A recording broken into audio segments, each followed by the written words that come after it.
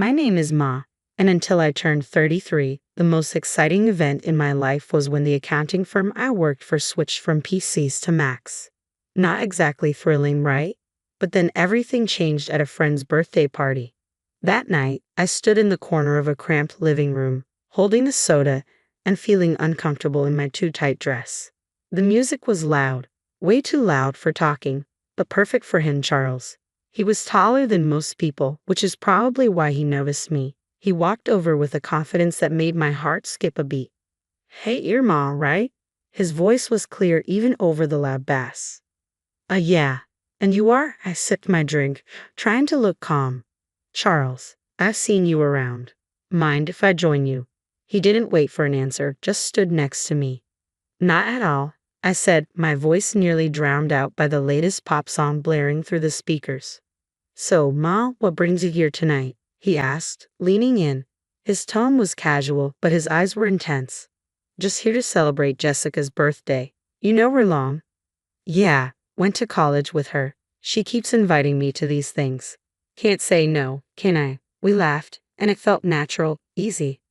"I get it. I work with her. She's kind of hard to say no to." "An accountant, right?" She mentioned it. He nodded like he already knew. "That's right. Numbers are my game," I joked, even though I usually found nothing funny about spreadsheets. "Sounds thrilling." He grinned, and I couldn't tell if he was teasing me or not. "Oh, absolutely. It's all wild parties and high stakes in the accounting world." We laughed again, and I felt at ease talking to someone genuinely interested in what I had to say. It was new, exciting, and a bit scary. "You want to grab some air?" he suggested, nodding toward the backyard. I nodded, grateful to escape the noise. Outside, the cool air was a relief.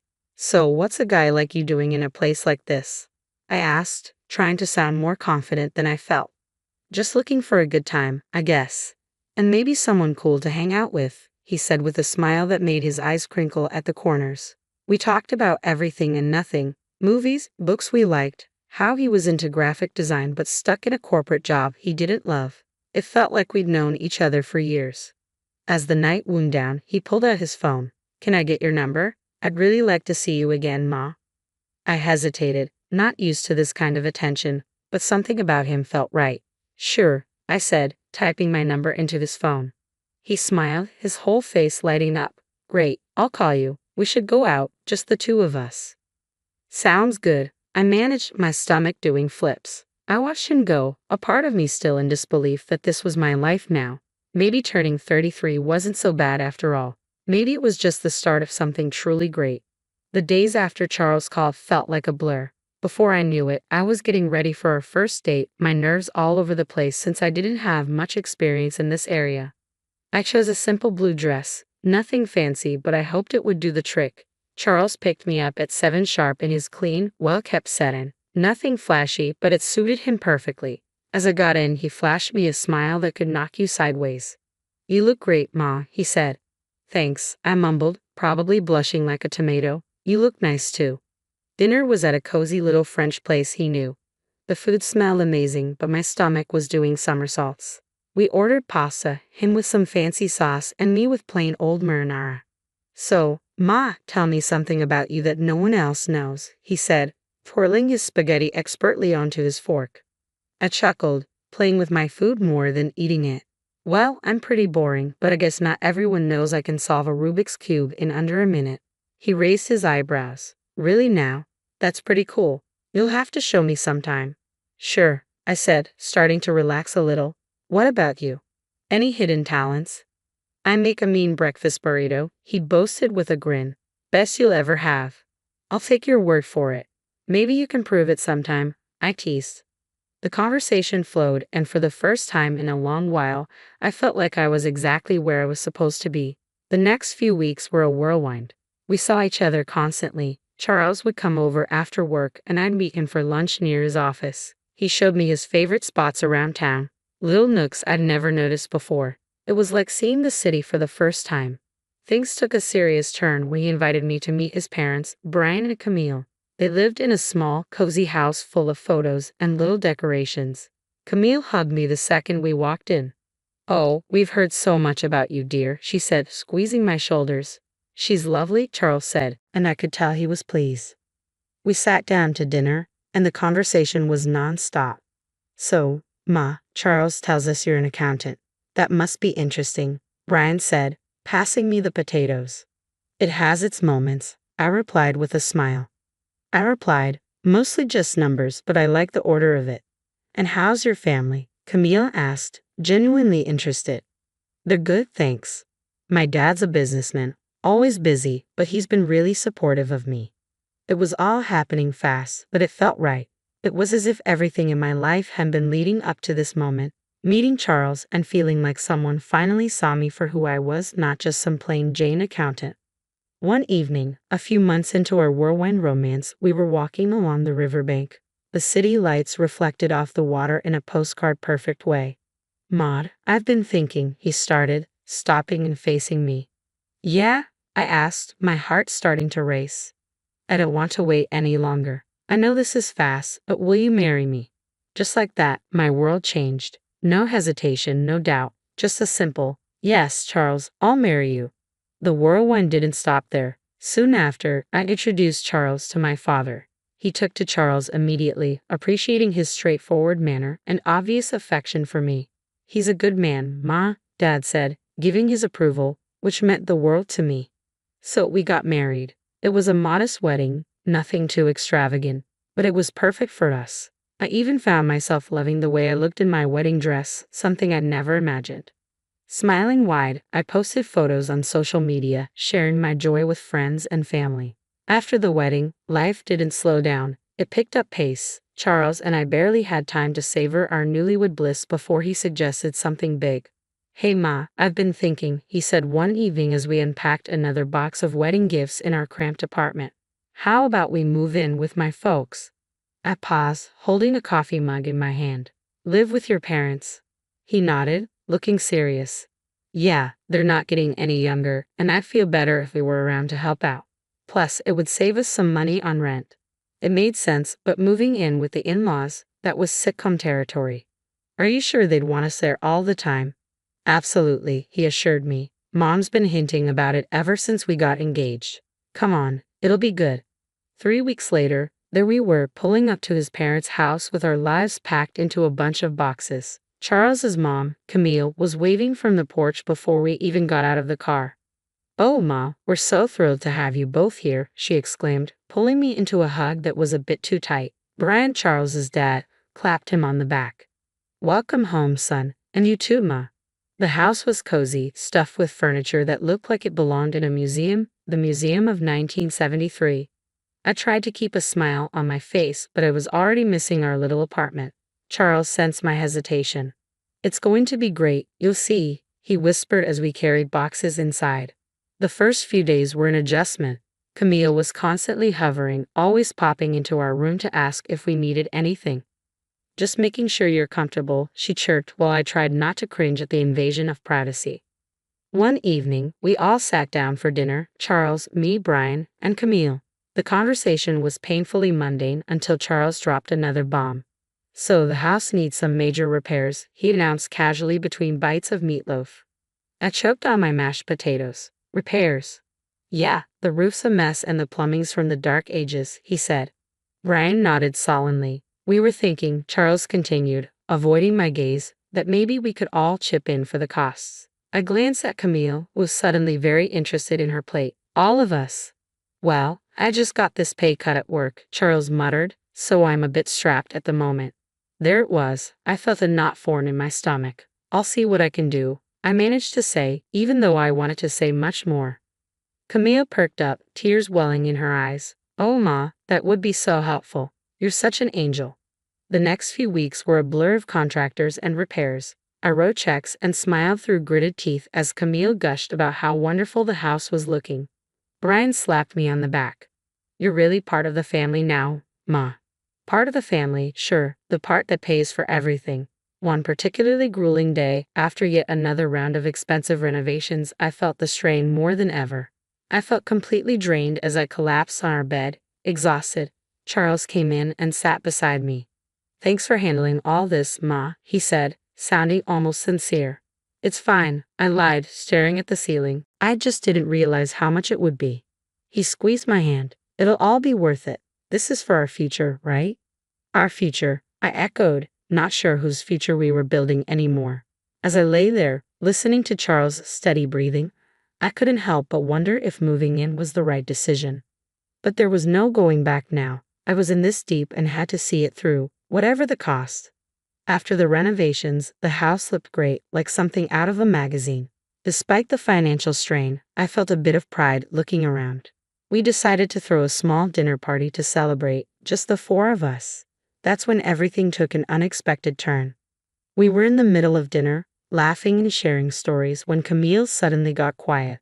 The room felt heavy. She looked at Brian, then at us, her eyes teary. "We need to tell you both something important," she said, her voice shaky. Charles and I exchanged looks. "What's going on?" I asked, my stomach tightening. Brian took a deep breath. "The house? It's mortgaged. Heavily mortgaged. We owe $300,000, and the bank could take it away if we don't settle the debt in 3 months." My fork clattered to my plate. "What? You mean all the repairs we just paid for?" Camille started sobbing. We were ashamed and thought we could manage it. But after the repairs and everything, there's just no way. I felt like I was in a bad dream.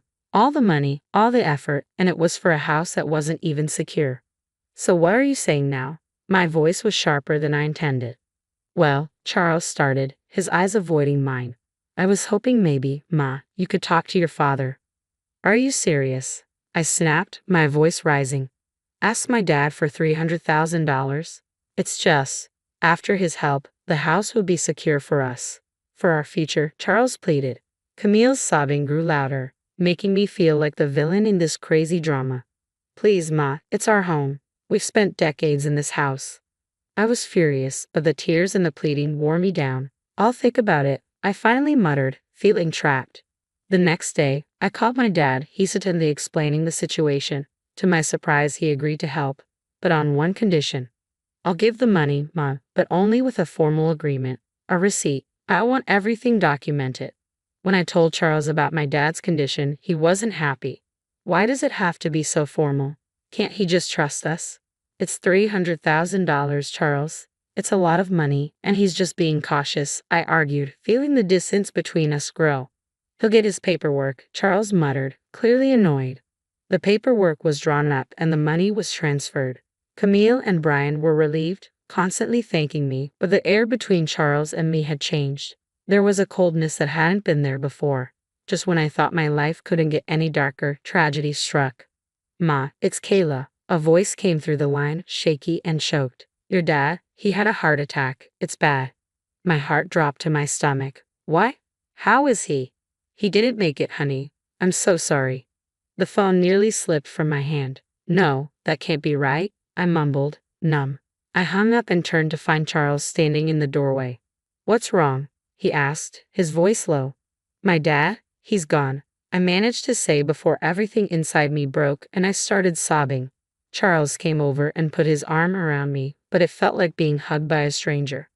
"I'm sorry, Ma," he said, and it sounded sincere, but I was too lost in my grief to really hear him.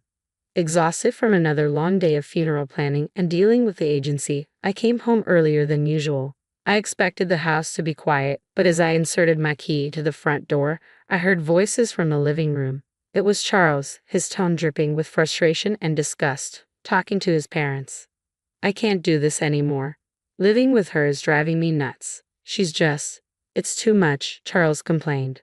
His mom, usually so sweet and understanding, replied in a stern whisper, "You have to hold on a bit longer, Charles. We need to figure out what to do with those receipts your father and Ma had. Ma has them now. The sooner I get out, the better. I'll grab those receipts and destroy them, and then I'll start all over again with that rich beauty I told you about." Charles's voice was cold and calculated. I felt a chill run down my spine. Here I was mourning my father, while the people I thought I could trust were plotting behind my back. They weren't the loving family I thought I married into. Instead, they saw me as a way to fix their financial troubles. Rage mixed with shock, but I knew I had to keep my cool. I slammed the door loudly, as if I had just come in, disrupting their scheming. "Oh, Ma, you're back early. How did everything go with the funeral plans?" Camille's voice shifted instantly to one of concern, her eyes wide with fake innocence. I forced a smile, my stomach turning. It's all coming together, thanks for asking. As I spoke, I could see the quick glances they shot each other, their faces a mask of fake concern. It made my skin crawl knowing their true colors, but I realized that showing my cards now wouldn't help. I needed to be smart. I needed to protect what was mine and possibly even get some justice for their deceit.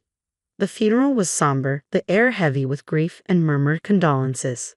But as the ceremony wrapped up and we returned to Charles's parents' house, the true colors became even clearer. As we gathered in the living room sipping on lukewarm coffee, the family I married into began to show their true colors. Charles's demeanor shifted, his usual charming facade crumbling away to reveal something more sinister. With a cold laugh, he looked straight at me and dropped the bomb. "Ma, pack your things. You need to get out. I've got someone else now, someone better." His words should have felt like a slap, and I pretended to be stunned. Before I could respond, Camille chimed in with a snide giggle. "We've really had enough of you, dear. We only put up with you for your money." "What about the house?" I asked, feigning disbelief. "The house that I paid to fix. The $300,000 I poured into it." Camille laughed harder as if I had told the best joke of the year. "Oh, sweetie, this house is ours. You're nothing here." Charles's smirk widened. "And those receipts you're so proud of? Found them in your dad's house and burned them. They're gone." For a moment, I let them believe they had won, but then I couldn't help it. I burst into laughter, my reaction confusing them, their smiles faltering. "Why are you laughing? What's so funny?" Charles demanded. I wiped a tear from my eye, still chuckling. "You three are just pathetic. You think you're so clever. The receipts you destroyed were copies. The real ones are safe with my lawyer." The color drained from their faces. Charles's arrogance turned to panic. "You can't prove anything," he stammered. "I can, and I will," I shot back, my voice steady and firm. "Now, I want my money back. All of it, or my next call is to the police." Charles and Brian looked at each other, their earlier confidence replaced by fear. Brian, usually so bold and brash, began to plead. "Ma, please, let's talk about this. We can sort something out." With the truth out and leverage in my hands, negotiations with Charles and his parents dragged on longer than I expected. It was clear they were trying every angle to sway the terms in their favor, but I wasn't about to budge. "Look, it's simple," I stated firmly during one of our many discussions at their now legally mine kitchen table. "The house gets transferred to my name in exchange for the money. That's the deal. No more games." Finally, they relented. We all agreed that the best course of action was to make everything official and legal. I insisted that everything be documented by a lawyer and confirmed with the proper papers. "I want no corners cut," I emphasized. At the lawyer's office, the atmosphere was tense as documents were signed and notarized. I watched closely as each signature was applied, ensuring there was no room for further deceit. Once everything was finalized, I felt a weight lift off my shoulders. I collected the documents related to the transfer and turned to Charles's mother, who looked deflated yet still carried a hint of her former haughtiness. "I'll be keeping these in a safe place," I said, holding up the papers before slipping them into a folder, just to ensure no one is tempted to pull any stunts. With the legalities handled, the divorce proceedings were straightforward. Charles was quiet, his earlier arrogance nowhere to be seen. When the final papers were signed, I felt a weight lift off my shoulders. A chapter closed. On the day they moved out, I stood on the porch of my now fully owned house and watched Charles, his mom, and dad carry their belongings to a rental van. Their movements were slow, the mood somber. I couldn't help but feel a mix of satisfaction and sorrow. This wasn't how I imagined my marriage ending, but under the circumstances, it was the best possible outcome. After everything settled down and I began to enjoy my newfound peace, word got back to me through friends about Charles and his situation. Apparently, the grass wasn't greener on the other side. His mistress had dumped him not long after our divorce, and his parents were now crammed into a tiny apartment, a big downgrade from the comfortable house they once had. It seemed karma had caught up with them quicker than I expected. Despite their situation, they started reaching out to me, bombarding me with calls and messages, probably hoping to weasel their way back into my life or, at least, my house. But I was done with their deceit. I blocked their numbers without a second thought and blacklisted them on all social media. It was liberating to cut the final threads that connected us. One afternoon, as I was enjoying the quiet moment with a book in my living room, there was a knock at my door. Peering through the peephole, I saw Charles standing there, a pathetic figure holding a bouquet of flowers. The audacity of it made me scoff. Opening the door, I couldn't help but laugh outright at the sight of him. Really, Charles? Flowers? He shuffled uncomfortably, the bouquet seeming to wilt along with his spirits. Ma, I've realized so many things. I was wrong, terribly wrong. Remember when you told me I disgusted you? I interrupted, leaning against the door frame, not hiding my amusement at his discomfort. What changed, Charles? Run out of options? He looked down, the shame clear on his face. I made mistakes, but I'm here to make things right. I shook my head, almost feeling sorry for him. Almost. You're not here to make things right, Charles. You're just desperate to get back to your comfortable life. But guess what? That life doesn't exist anymore. Not for you. His face fell, and he took a step back as if my words were physical blows. Ma, please. Save it. I cut him off sharply. I want you to leave. Don't come back here. We're done. Forever. Charles stood there for a second longer, his hope visibly crumbling.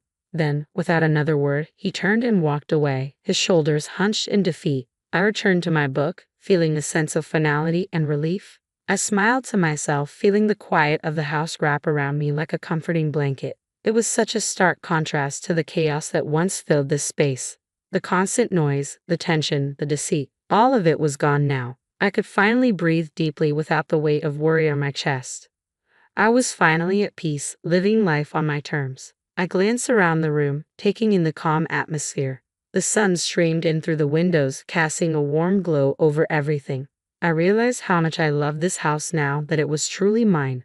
The walls, once witnesses to arguments and schemes, now seemed to echo with serenity and contentment. I thought back to the days of turmoil and manipulation, remembering how trapped I felt. Charles and his family had taken so much from me, both emotionally and financially. But now they were out of my life for good. No bouquet of flowers or sweet talk could change that. Their attempts to manipulate me were over. As I sipped my tea and returned to my book, I felt a sense of triumph. I had faced betrayal and heartbreak, but I had come out stronger on the other side. I had taken control of my life and my future. The peace I felt now was well-earned and deeply cherished. I was truly, finally free. Free from lies, free from deceit, and free to live my life as I chose. The future stretched out before me, full of possibilities and opportunities. I smiled again, knowing that whatever came next, I was ready for it.